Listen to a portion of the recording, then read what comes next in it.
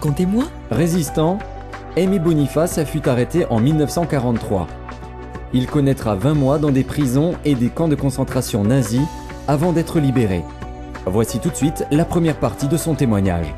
Derrière ce témoignage individuel, c'est le sort de centaines de milliers de déportés dans tous les camps de concentration nazis. Je crois qu'il nous faut à la fois lutter pour que ces choses ne reviennent plus.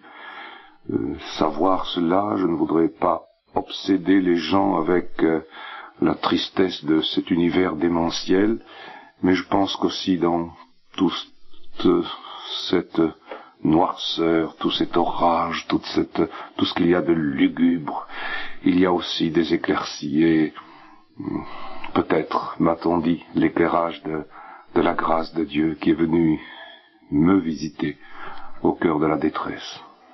J'étais interrogé par mes parents, par mes amis, au retour de ces camps qui paraissaient tellement impensables. C'est un univers que mentalement on arrive mal à se représenter. Et alors on me demandait tout le temps si c'était vrai, ce que nous avions vécu, subi. Et alors j'ai écrit ça, presque d'un seul jet, un peu comme je me serais délivré d'une souffrance. Et en un sens, ça m'a un peu délivré d'une obsession de mettre cela sur des cahiers d'écoliers très vite après mon retour. Et c'est ainsi que on l'a ensuite imprimé, que ce livre a eu une aventure que je ne soupçonnais pas. Nous nous disions souvent entre camarades, et ça c'est de la réflexion unanime des déportés, si l'un de nous en revient, on ne nous croira pas. Je venais de terminer des études de droit, je ressentais évidemment l'humiliation de cette occupation, mais c'est un peu les fatalités de l'histoire. Ce qui m'a beaucoup sensibilisé au phénomène du nazisme, ça a été essentiellement la persécution contre les Juifs. Et il m'a semblé, là j'avais une foi qui était déjà consciente, qui se nourrissait de la Bible, je lisais beaucoup de livres, de commentaires, aussi d'études théologiques. Il me semblait que dès qu'on touchait au peuple juif, il y avait un point sensible. Et si je suis entré modestement dans la résistance, qui était une résistance spirituelle, au début, c'était moins contre les Allemands que contre ce nazisme qui me semblait une doctrine absolument diabolique, niant toutes les valeurs humaines, tout ce que Dieu aime sur cette terre. Au début, c'était très simple, je ne vais pas raconter tout cela, c'était certaines affiches collées la nuit, des papillons, ça a été la participation à un journal de résistance qui était inspiré par des gens de toutes sortes, mais il y avait des catholiques assez larges qui avaient une influence spirituelle assez importante, c'était le mouvement Combat. Il y avait là un journal qui était bien fait, respectueux, et que nous distribuions clandestinement, sans nous rendre compte d'ailleurs du risque que nous courions.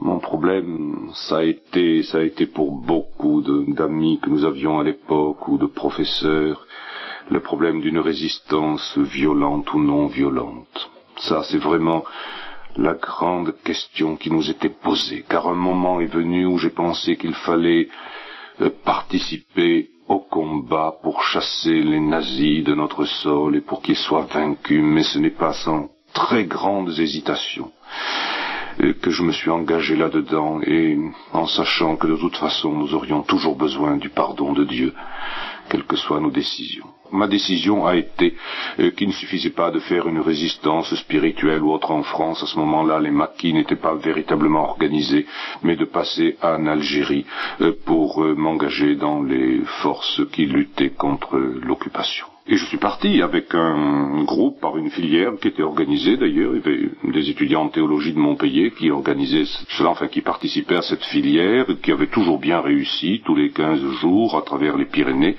Et puis nous, dans des circonstances un peu particulières, avec un groupe trop important de gens qui ont traîné la jambe, qui n'ont pas marché assez vite la nuit, nous nous sommes fait arrêter sur la frontière espagnole dans les Pyrénées. Alors là, tout à coup, c'est un autre univers. C'est une vision du monde qui bascule.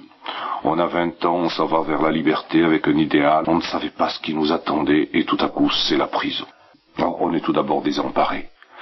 parce que c'est tout à fait autre chose, être seul ou avec quelques camarades dans une cellule, avec un temps qui ne passe pas, sans absolument savoir ce que sera l'avenir. Il y a cette angoisse d'un temps qui devient pesant, et un sort que l'on ne connaît pas.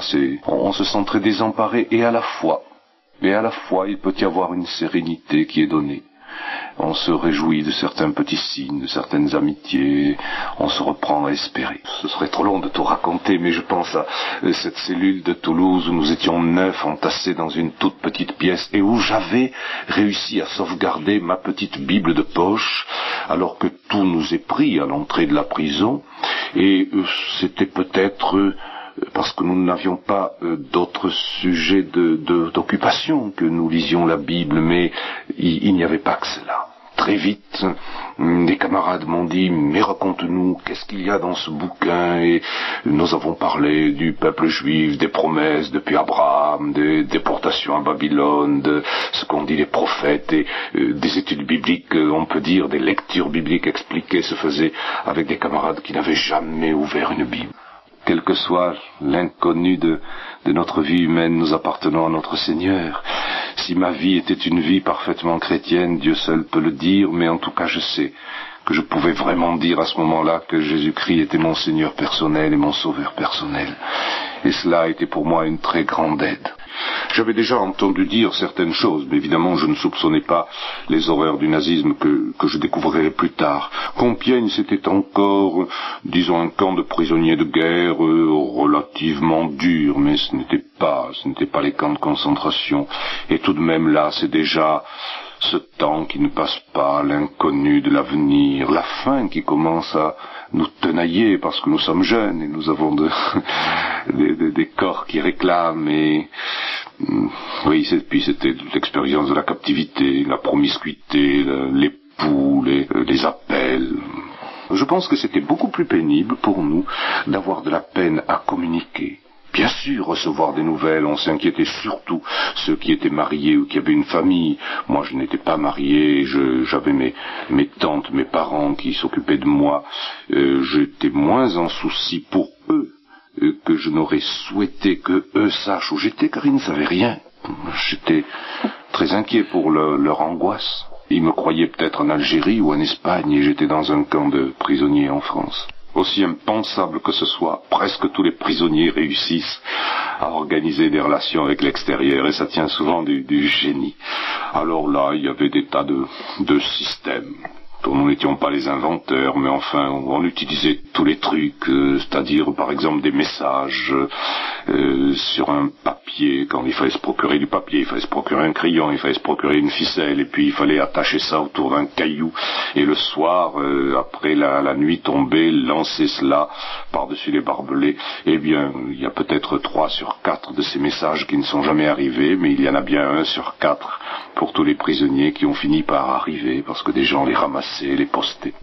J'ai un souvenir très reconnaissant et très ému de ce qui nous a été possible à Compiègne, cette étape avant le bagne.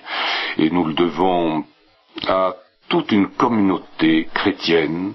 Il y avait une communauté catholique, il y avait une communauté d'orthodoxes, et il y avait aussi une communauté de chrétiens évangéliques protestants.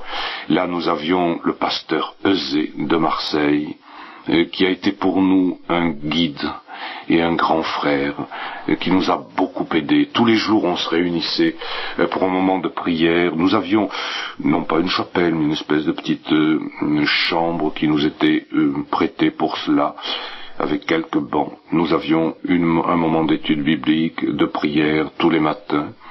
Nous avions, je crois que c'est tous les 2 jours, je ne me rappelle plus exactement, mais une présentation d'un livre de la Bible par le pasteur Euzé, qui avait beaucoup de connaissances bibliques. Elle a assisté non seulement des protestants, mais des catholiques ou toutes sortes de gens intéressés.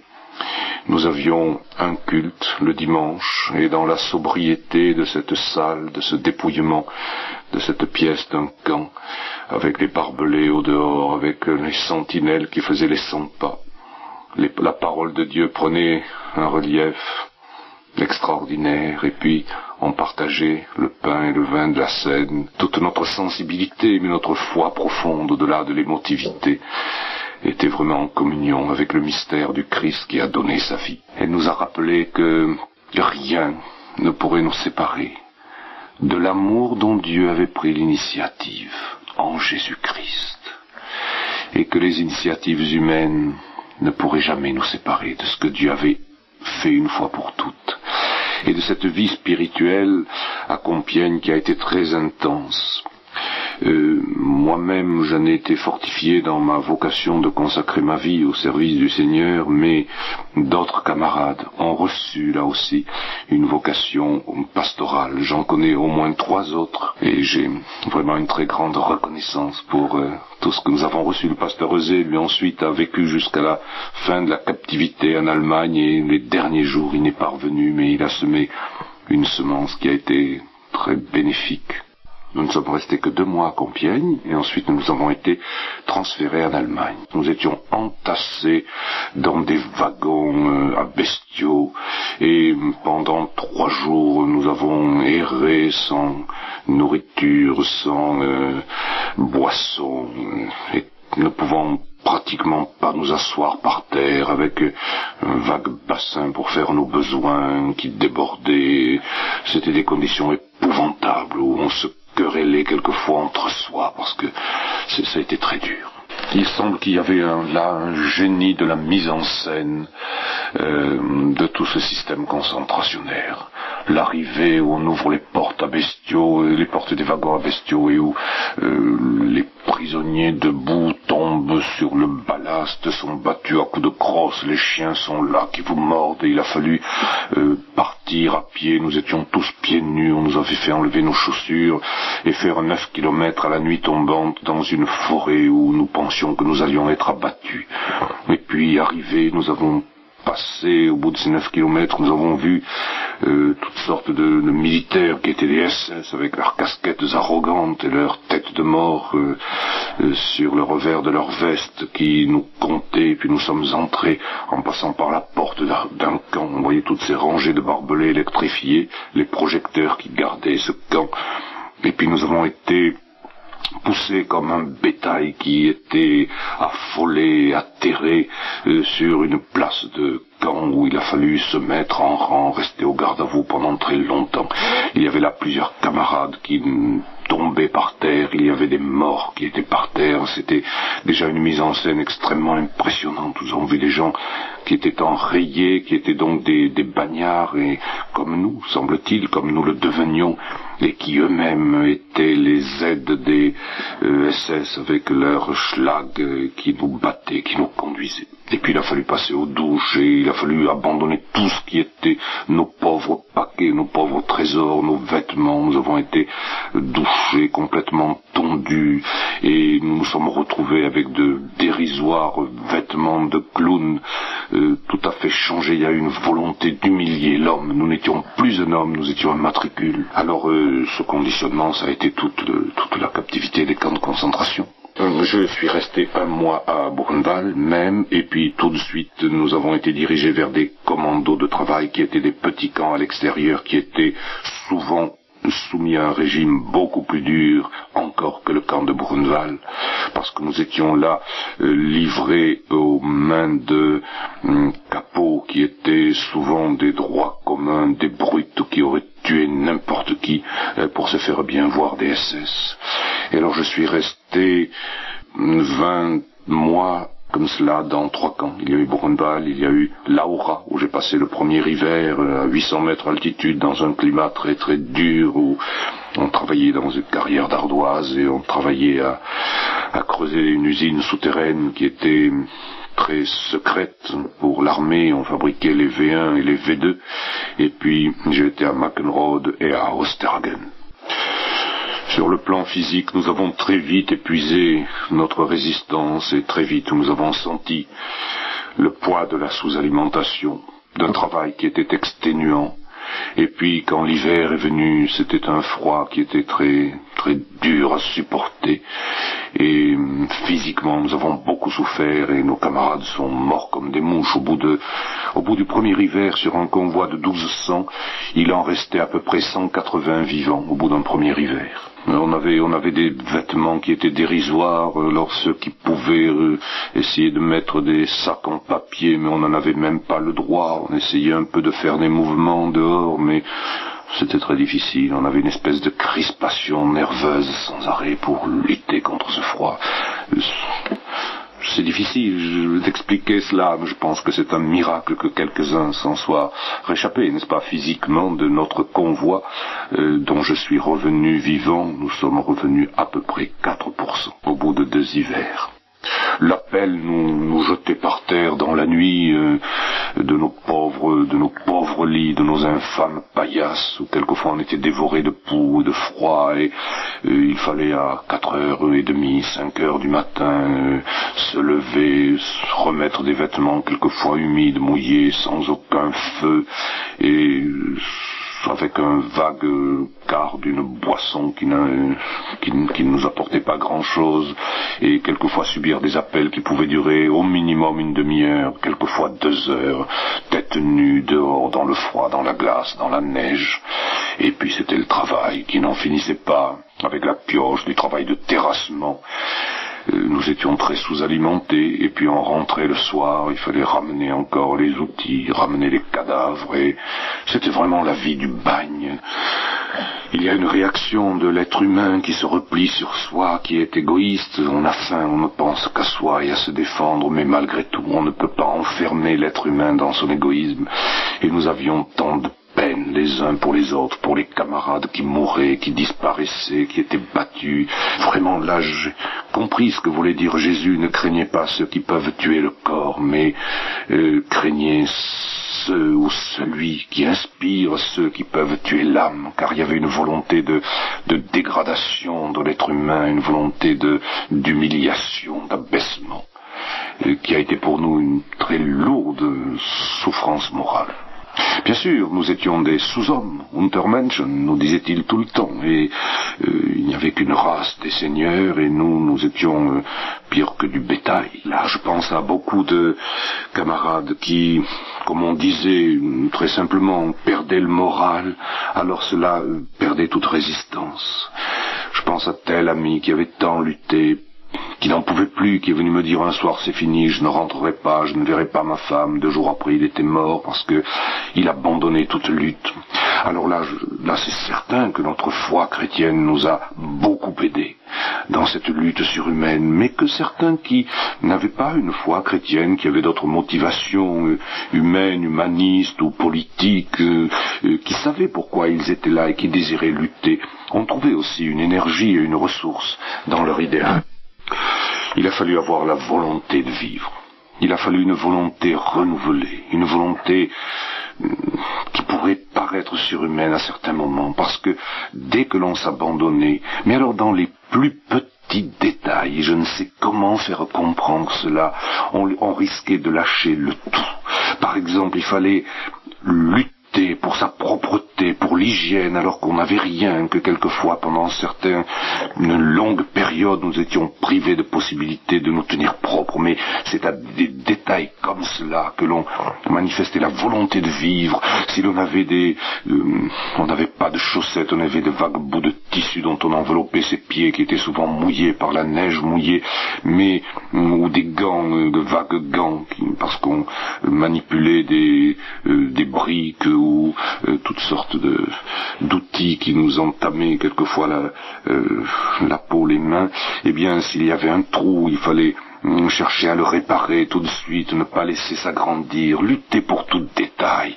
Et je dis quelquefois, je ne sais pas si je me ferai comprendre, mais on avait toujours les yeux baissés par terre pour essayer de trouver un bout de ficelle, un bout de fil de fer, quelque chose qui nous servirait, puisque nous n'avions rien. Il m'est arrivé, même longtemps après ma libération, de marcher encore le regard baissé à terre pour voir si je ne trouverais pas quelque chose qui me serait secourable.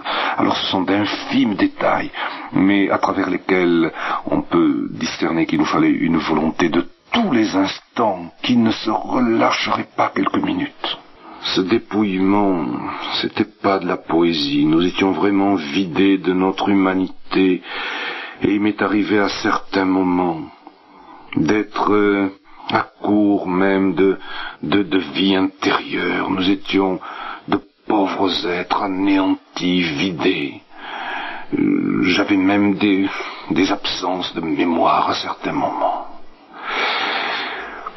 Je me rappelle qu'une fois je voulais dire la prière de Jésus, notre Père qui es aux cieux, et que certaines phrases m'ont manqué. Cela m'a peut-être humilié personnellement, mais c'était de la fatigue.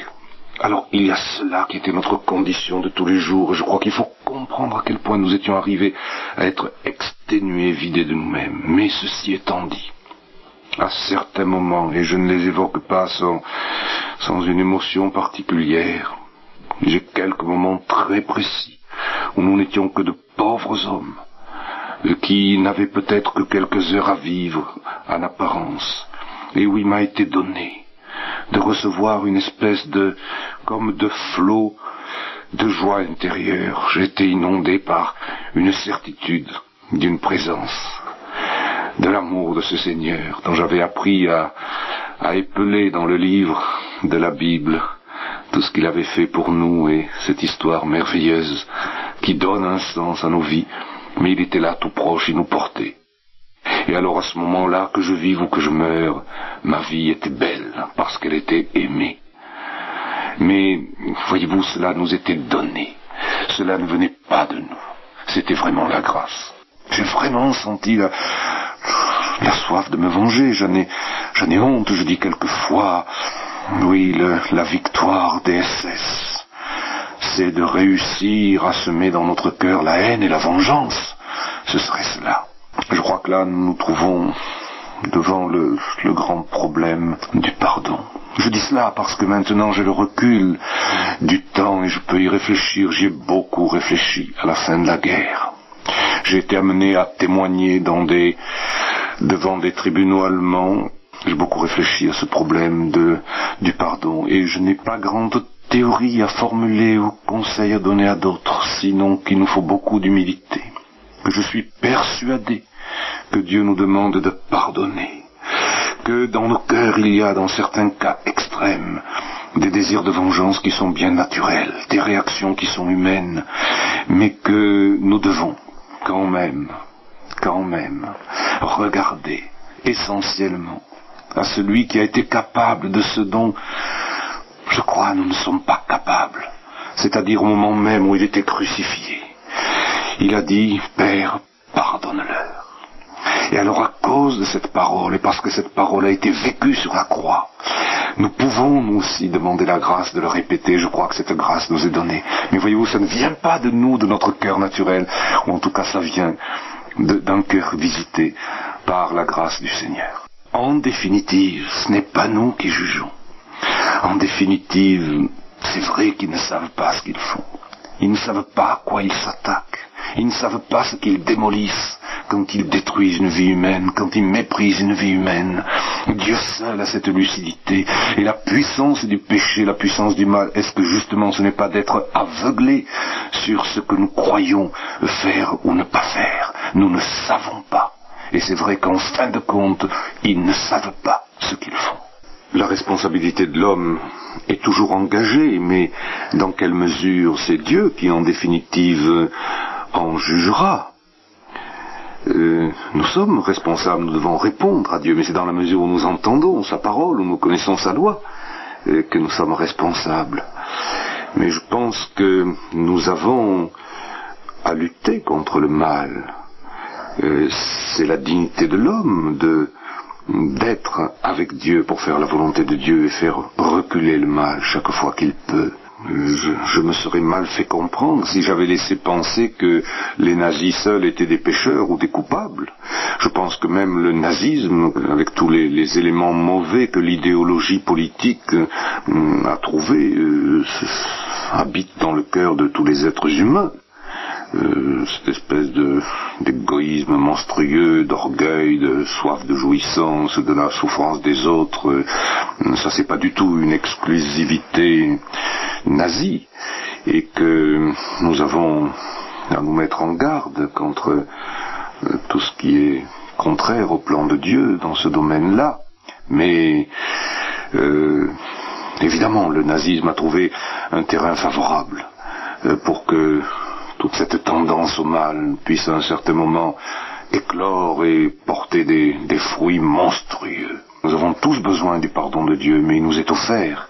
Et à cause de cela, nous pouvons aller être forts dans la vie et nous pouvons résister au mal, puisque Dieu nous l'a promis dans sa parole. À cet âge-là, j'étais très fort, j'avais fait beaucoup de vie au grand air, de sport, j'étais très solide, mais comme celle de mes camarades, mes résistances ont été très vite épuisées, j'étais très vite fatigué, en particulier au camp de Laura, j'ai attrapé un phlegmon, c'est-à-dire une jambe qui est devenue très très grosse, très éléphantesque, et je ne pouvais plus me traîner. J'ai fini là par être accepté tant bien que mal dans une petite infirmerie qui était une salle qui était très peu hygiénique, dans un camp très provisoire où nous étions une vingtaine couchés dans des lits, mais enfin c'était pas très brillant, mais c'était la possibilité de pouvoir ne pas aller au travail. Alors ensuite, un de ces infirmiers qui était un Tchèque, un garçon d'une qualité, d'une valeur humaine, qui a été d'une très grande amitié pour moi et qui a été sûrement un des instruments aussi qui m'ont permis de continuer à survivre, Georges Clauda, m'a permis, après avoir fait une quinzaine de jours comme cela de lit, de pouvoir continuer à l'aider comme aide infirmier. C'était un peu en marge de ce qui était autorisé, mais j'ai réussi ainsi à avoir une vie un peu moins dure pendant quelques semaines, alors que les camarades mouraient comme des mouches. Dans un univers tellement démentiel où tout est si dur, dès qu'on trouve un geste d'amitié, de camaraderie, de charité, un morceau de pain qui vous est donné alors qu'on crève de faim, c'est vraiment toute l'espérance qui ressurgit. C'était un univers dur. Je pense à cette infirmerie où là j'ai commencé à voir nos camarades qui mouraient comme des mouches, abandonnés, sans un regard pour eux, dans une très grande détresse humaine. C'est toujours un mystère, la façon dont Dieu se sert des hommes et les appelle. Ce n'est pas toujours de la même façon aux uns aux autres, mais déjà avant mon arrestation, j'avais eu ce sentiment que je devais donner ma vie pour une cause qui valait la peine, et pour moi c'était la cause de Dieu, c'était l'évangile de l'amour tel que Jésus-Christ nous l'a révélé. Mais cette vocation, alors c'est vraiment précisé, c'est confirmé dans ma captivité. Et là, voyez-vous, j'hésite un peu à dire cela. Je ne voudrais pas faire des phrases rapides, mais je voudrais le dire comme une confidence qui vient du profond de mon cœur, comme une conviction profonde qui sera la mienne jusqu'à mon dernier souffle, j'en suis sûr, que Dieu m'a permis de revenir pour être le porte-parole, sans doute très infirme et très faible, mais le porte-parole de sa parole. Alors cela, c'est difficile à dire parce que c'est une folie, mais il fallait, comme Abraham et comme tous les grands témoins de l'histoire de Dieu, espérer contre toute espérance. Mais j'ai cru, toujours, alors que c'était totalement irrationnel, que je reviendrai et que je serai un témoin de la parole de Dieu.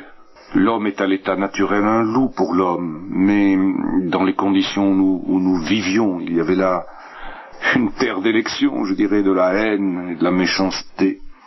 Et quand on crève de faim, je peux vous faire l'aveu que j'ai eu souvent envie de prendre le pain de mon voisin. Je ne l'ai jamais fait, mais j'en avais envie. Et qu'ainsi tout nous rend ennemis les uns des autres. Oh, certes, il y a eu des solidarités qui ont été admirables. Il y a eu des amitiés, il y a eu des secours qui ont été magnifiques. Mais dans l'ensemble, c'était une jungle. Racontez-moi. Voici tout de suite la suite et la fin du témoignage d'Aimé Boniface. Je pense à un événement qui nous a atteint de très près au mois d'août 1944. régulièrement, nous étions un groupe de Français qui avions pu nous rapprocher et occuper la même partie d'un dortoir, être auprès les uns des autres, et là, régulièrement, les quelques morceaux de pain que nous pouvions économiser le soir, parce que le pain nous était distribué le soir, et c'était une ration de 400 grammes pour toute la journée. On avait cela, un bout de saucisson, et puis un litre de soupe qui était souvent très clair, et c'était la nourriture de toute la journée. Alors il fallait repartir le matin pour toute une journée de travail sans aucune nourriture. Le pain nous étant distribué le soir, on tâchait de garder une ou deux tartines pour manger le matin avant de partir, et là, régulièrement, notre pain nous était volé, quelquefois nos chemises étaient déchirées la nuit pour venir le prendre même à l'abri dans notre chemise, et nous nous sommes aperçus un jour que c'était un Russe qui nous volait systématiquement. Et alors, nous nous sommes dressés contre lui quand nous l'avons saisi, à la suite de tas de détails que je n'ai pas le temps de raconter. Nous l'avons battu. Je le dis parce que c'est la loi du milieu, c'est une loi dure. Il nous prenait la vie et il fallait nous défendre. Je n'en suis pas fier, mais je dis ce qu'était la loi du milieu. Nous l'avons battu. Et puis, alors comme ce petit Russe n'était pas un personnage intéressant, mais que il était l'instrument de mœurs dégradantes d'un capot. Il est allé dénoncer les Français. On a monté toute une machination contre les Français qui, soi-disant, voulaient se révolter.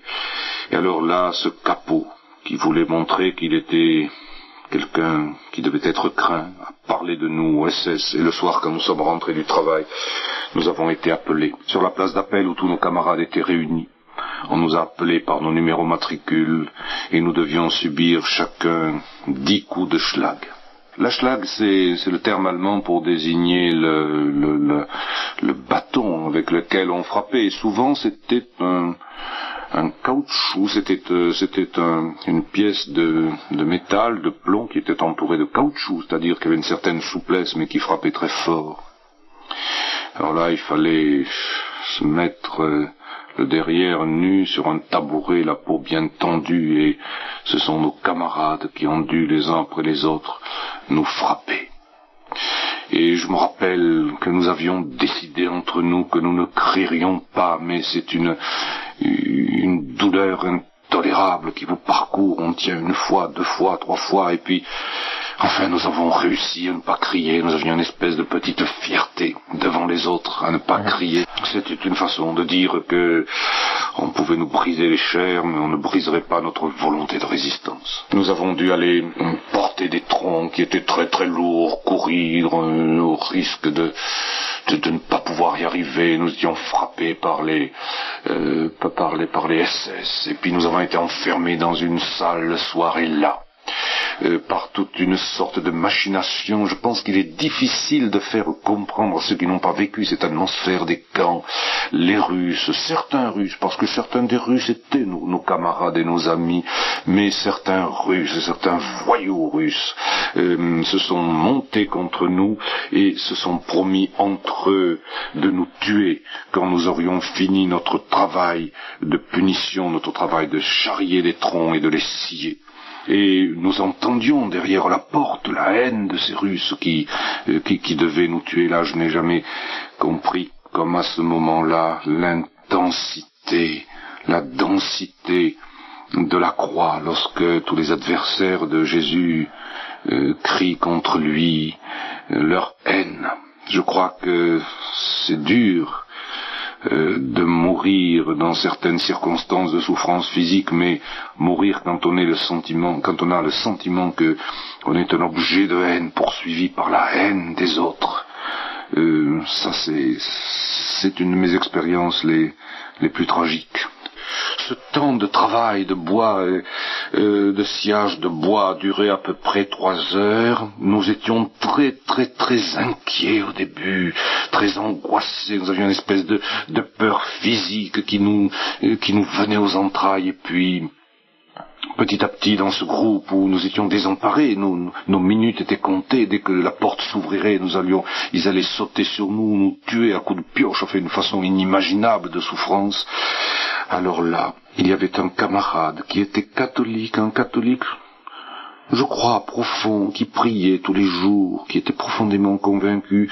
Les autres n'avaient pas de conviction religieuse spéciale, mais nous avons pu, lui et moi. Notre vie, c'est quand même autre chose que ça. Nous sommes entre les mains de Dieu. Nous avons pu prier sobrement, à voix haute, et nous avons été rassérénés. Et personnellement, j'ai reçu une paix. Je n'ose pas dire une joie de peur d'être incompris, mais une paix intérieure que le monde ne peut pas donner, mais que le visage grimaçant de ce monde ne peut pas non plus nous ôter. C'était, je crois, une grâce particulière que Jésus-Christ nous a fait par moi, qu'il a permis qu'il soit faite aux autres, si bien que là, la dernière heure de notre séjour dans cette salle était plus paisible. Nous avons dit, eh bien, il arrivera ce qu'il arrivera. Maintenant, nous savions que notre vie, c'était quand même, je savais que ma vie était autre chose que ce qui pouvait arriver dans l'immédiat. Ça, je ne me l'explique pas. Comment se fait-il que les Russes ensuite soient repartis chez eux, que même les camarades nous avaient gardé le litre de soupe, que, en fin de compte, les Russes nous ont fait les gros yeux quelque temps, mais ça a été fini. Mais ça, c'est un pur miracle. Pour moi, je ne peux pas me l'expliquer. J'ai passé 2 Noëls en captivité. Ce sont des moments où on est plus particulièrement sensible. Tous les prisonniers ont fait cette expérience. Je me rappelle ces 2 Noëls, mais ce second en particulier, où le matin j'étais encore dans un camp relativement à l'abri, où à la suite d'une maladie j'avais pu avoir quelques jours dans un petit camp à Vida, et là j'épluchais des pommes de terre le matin. C'était à l'abri, tout en étant un travail qui était très menacé, très provisoire, et avec le pasteur Henri Orange, nous nous sommes retrouvés et nous avons pu parler, nous entretenir de ce qui était si important pour nos vies, c'est-à-dire de ce que signifie Noël, la venue du Fils de Dieu sur la terre des hommes. Car cet homme qui était déjà si malade, si atteint, était très paisible et très rayonnant, alors que il n'était qu'un squelette ambulant, mais il avait une âme très chaleureuse et beaucoup de foi. Je l'ai connu très peu de temps, Henri Orange.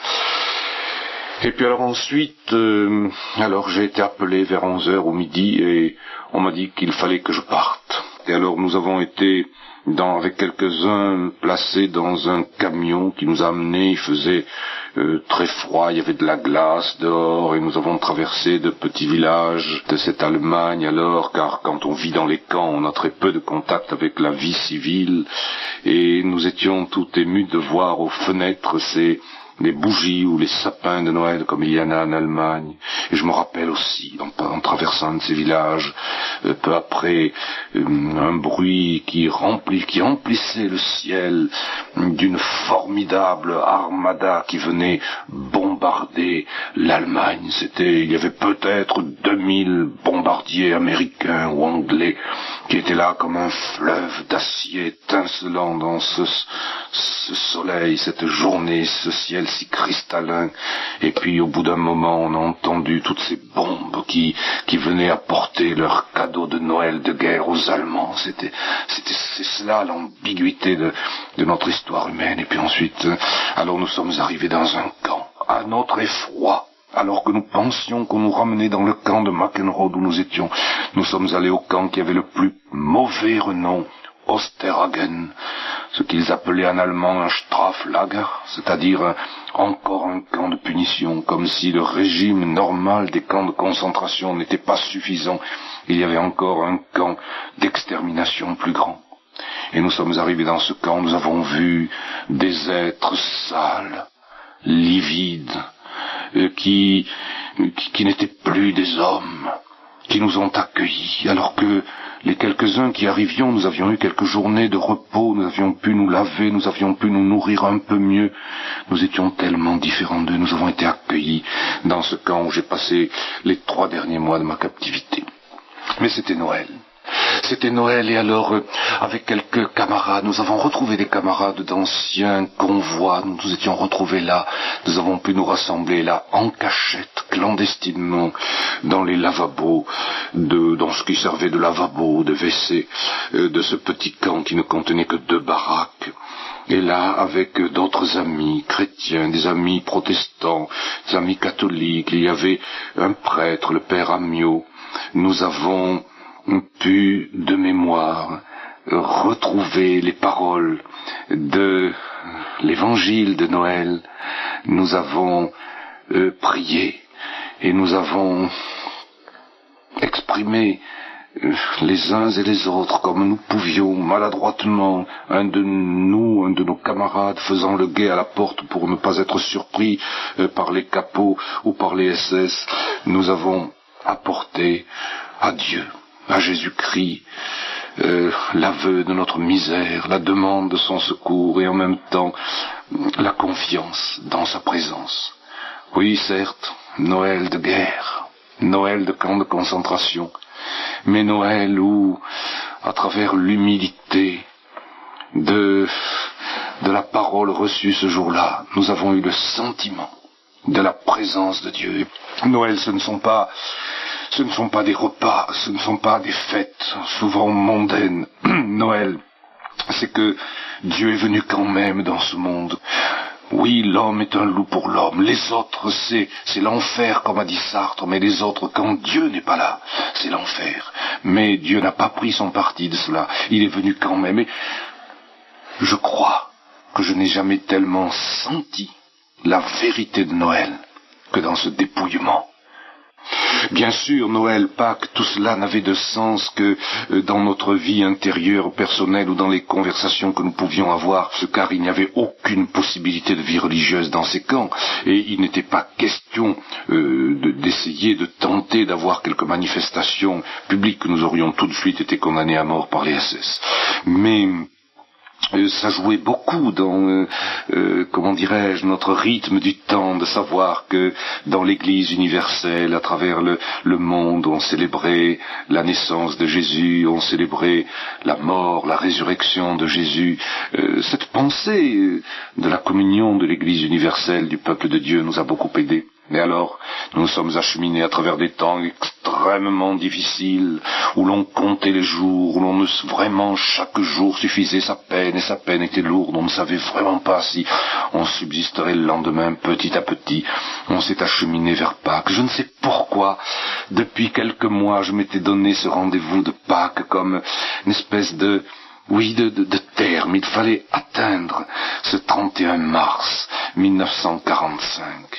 Et ce jour-là, nous étions dans une très grande fatigue, très grande faiblesse, le ravitaillement n'arrivait plus, on était de plus en plus sous-alimentés, la guerre était là qui rôdait autour de nous, on entendait les bombardements, on voyait les convois évacués, on voyait l'armée allemande qui était en partie en déroute.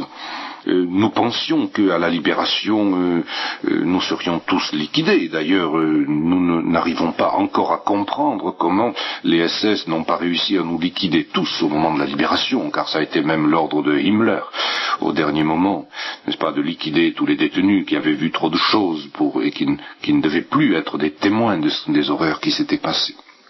Et alors nous sommes arrivés à ce Pâques 45. Pâques 45, où j'ai le souvenir, après un hiver si rigoureux.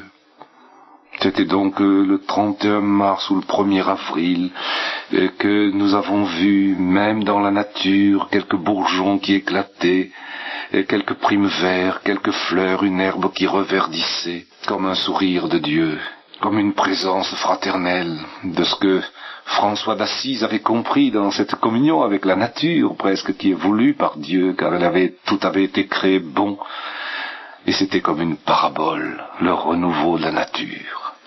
La vie peut ressurgir là où la mort a régné. C'est la nature qui nous a rappelé que la vie voulue par Dieu était plus forte que toutes les œuvres de mort.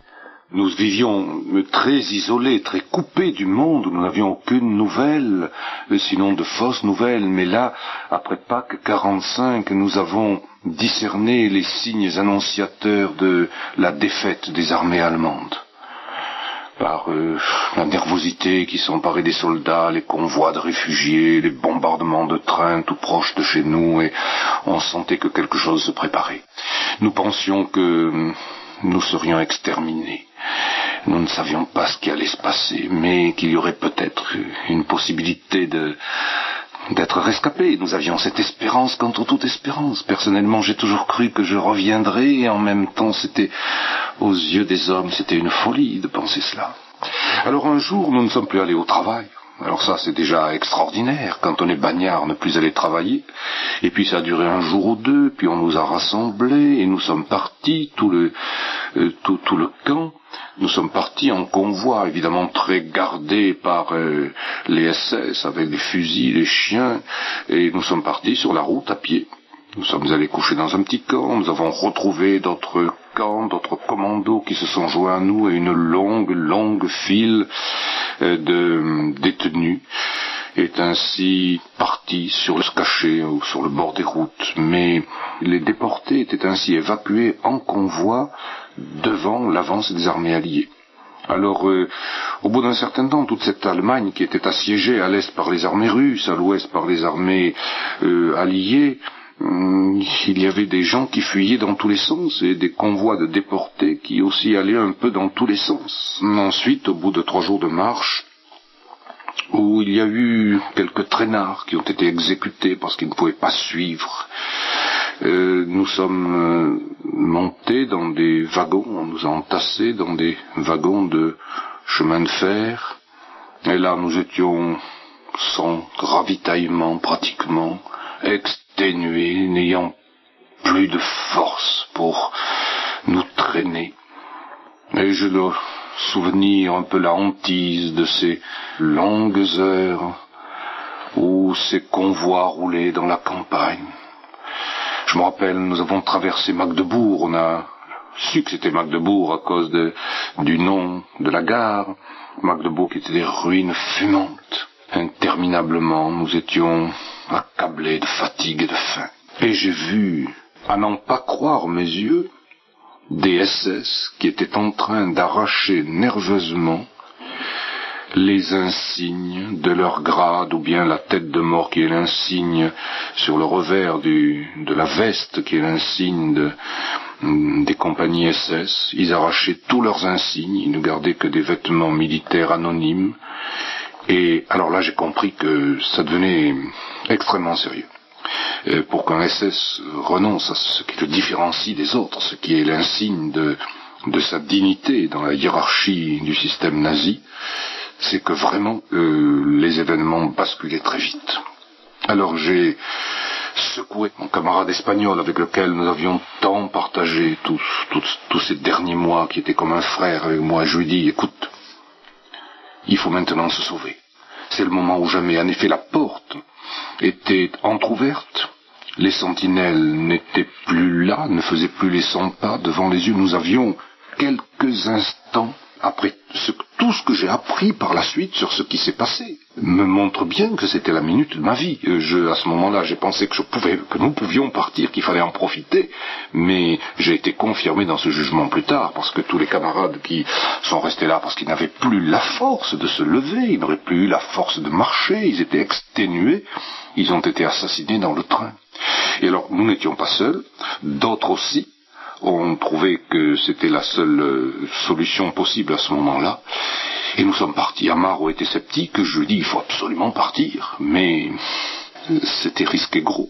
Et en effet, il y avait un bois assez loin, à 300 mètres de là. Nous avons couru à travers champs, autant que nos pauvres jambes flageolantes pouvaient nous porter, et nous avions fait une centaine de mètres que nous entendions déjà des soldats, des SS nous tiraient dessus. Enfin, on a entendu des coups de feu claquer, et des balles siffler. Heureusement, ils ne nous ont pas lâché les chiens aux trousses. Plusieurs déportés étaient comme cela, égayés dans la nature, un peu dans tous les coins. Et nous avons filé. Oh, je me rappelle, c'était un 11 avril à 5 heures du soir. C'est une date et une heure qui est restée précise dans mon souvenir. Et ensuite, quand nous avons eu beaucoup couru, que nous sommes enfoncés entre les troncs de ces hautes futaies de ces sapins noirs de ce pays, alors à un certain moment, exténué, j'ai saisi mon ami Amaro par les épaules. Je lui ai dit, mais tu te rends compte, mais tu réalises, depuis 2 ans, pour la première fois, nous sommes libres. J'étais comme fou de joie, j'étais comme ivre de joie. C'était quelque chose d'extraordinaire. Je ne sais pas comment faire comprendre cela. Et puis, bien sûr, très vite après, parce que nos fatigues, nos maladies, notre faim qui tenaillait, tout cela, notre faiblesse était là, qui nous rappelait la réalité, qui nous rappelait que nous étions encore dans un pays aux mains de nos bourreaux. Tout cela nous a rappelé que nous n'étions pas encore définitivement libres, que cette liberté qui nous était donnée, il fallait continuer à la conquérir. On a rencontré un civil qui a été très inquiet de voir des bagnards qui venaient à lui, qui nous envoyaient sur des fausses pistes. Enfin bref, on s'est caché dans ces forêts, on essayait de se diriger vers l'ouest, vers le soleil couchant, et puis nous avons dormi sur la mousse. Je me rappelle, c'était donc le 11 avril, une soirée délicieuse. Déjà, c'était l'annonce du printemps. Tout était plein de senteurs odoriférantes, de plantes, et il y avait la paix de cette nature qui était un univers tellement différent que ce que nous avions connu. Et le matin, le chant des oiseaux nous a réveillés. Et alors nous avons marché. Et puis, il y a eu beaucoup d'aventures pendant ces 3 jours. Jusqu'à ce qu'enfin je sois libéré. C'est quelque chose d'extraordinaire, de providentiel. Alors que nous étions, je crois, sans nourriture, on avait eu une vague soupe pendant ces 5 ou 6 jours. Nous avons découvert, mon ami et moi, tout à coup, à l'orée de la forêt, près d'un champ, 2 sacs de pommes de terre qui étaient là, cachés dans les buissons. C'était absolument inattendu. Et je ne peux pas m'expliquer pourquoi ces 2 sacs étaient là. Alors nous avons rempli nos musettes que nous traînions toujours avec nous. Et voilà, nous avons essayé de manger pommes de terre crues, mais même quand on a très faim, beaucoup de choses crues passent. Beaucoup de légumes sont délicieux, mais les pommes de terre, c'était difficile. On a réussi à se procurer des allumettes et avec de l'eau dans nos gamelles, à les faire bouillir. Mais ça a été une période très très très difficile, ces 3 jours de semi-liberté, parce que il y avait comme cela quelques convois avec des évadés dans les champs, dans les bois, et les SS, aidés de civils, les Volkssturm, c'est-à-dire des milices populaires armées, avaient vraiment entrepris la chasse à tous les évadés. Nous entendions tirer des coups de feu dans tous les coins du bois, et c'était une période très très angoissante. Nous étions aussi sur le trajet de l'armée allemande en déroute. Il y avait des chars qui passaient, on entendait des bruits de mitrailleuses. C'était vraiment très très oppressant et très très angoissant. Alors je passe par-delà des événements, il faudrait 1 heure pour raconter tout cela, mais ce fut la libération. Un jour, caché dans le jardin d'une maison, j'ai vu arriver ces petits véhicules avec leurs étoiles blanches, et puis ces garçons qui couraient avec leurs casques et leurs mitraillettes et qui menaçaient tout le monde, haut les mains, disent-ils en anglais. Je les ai vite reconnus, j'ai eu beau leur dire je suis français, et évidemment ils m'ont fait prisonnier, mais enfin ça n'a été que pour quelques heures. Nous étions libres. Alors là, comment expliquer aussi la joie de cette liberté à laquelle on avait tant rêvé. Se retrouver sans aucune contrainte, se retrouver soi-même. C'est quelque chose d'assez indescriptible, je crois. Évidemment, pour rien au monde on ne voudrait revivre cela. Et par ailleurs, et ceci je voudrais le dire très humblement, de peur d'être incompris, il y a eu aussi une grâce extraordinaire qui m'a été faite dans cette captivité. Et je pense que Dieu a permis cela, ou en tout cas, Dieu tire le bien du mal. Dieu ne veut pas ce qui est le mal, mais il peut en tirer le bien. Et évidemment, depuis, je suis resté très très sensible à la souffrance des hommes. Je pense que cela m'a aidé dans mon ministère pastoral à m'approcher davantage de tant de peines que l'on rencontre autour de soi, tant de souffrances. Quand on est arrêté, qu'on a plein de projets, puis qu'on est en prison, que les heures ne passent pas, qu'on ne sait jamais ce que demain deviendra, avoir passé 2 ans là, et beaucoup de camarades ont dit, nous aurions pu nous amuser, profiter de la vie, nos plus belles années de jeunesse, voilà 2 ans qui sont gâchés. Je dois dire qu'avec le recul du temps, je ne souhaite à personne de connaître une telle épreuve, mais que ce n'a pas été du temps perdu. Mais que Dieu m'a aussi façonné là, et que il y avait un ministère à accomplir là, et que, en fin de compte, pour Dieu, ce n'est pas toujours tout ce que nous faisons qui compte, c'est ce que nous sommes, ou que nous soyons, pourvu que nous soyons à lui. C'est ça qui est l'essentiel, et ce n'est pas du temps perdu. Quand il est là, quand il est présent, quand il habite ce temps et que nous le vivons en sa présence, c'est l'essentiel. Il est évident que ce qui compte pour moi, essentiellement, c'est mon engagement chrétien, c'est ma vocation chrétienne, mais si je suis allé en camp de concentration, c'était à cause, disons, de mon engagement politique, si l'on veut, n'est-ce pas? Je crois que nous devons quand même faire tout notre possible pour que ces systèmes de mépris de l'homme, d'exploitation de l'homme, ne puissent pas se développer. Je crois que nous devons, quelle que soit l'idéologie qui les sous-tend, nous devons lutter pour plus de justice, pour une société plus fraternelle, où chaque être humain ait la possibilité de s'épanouir, où nous ne tolérons pas l'emprise de certains régimes policiers, la torture, le mépris des hommes, ce qui se répand un peu partout dans tous les pays aujourd'hui. Nous devons être très vigilants sur ce plan-là.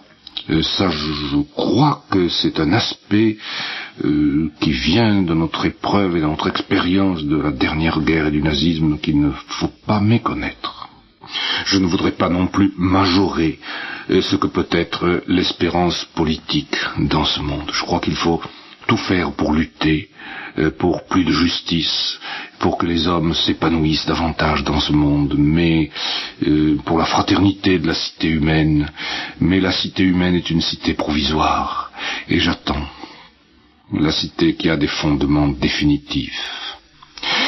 Celle sans doute à laquelle nous devons travailler, celle sans doute dont nous devons déjà donner des signes ici-bas, mais en sachant que Dieu seul établira ce royaume où il n'y aura plus ni pleurs, ni injustice, ni prison, ni bagne, ni hôpital, ni divorce, ni cri, ni rien de ce qui est la haine, le produit du mal, le visage grimaçant du mal dans ce monde, car il vient, ce monde que Dieu nous a promis.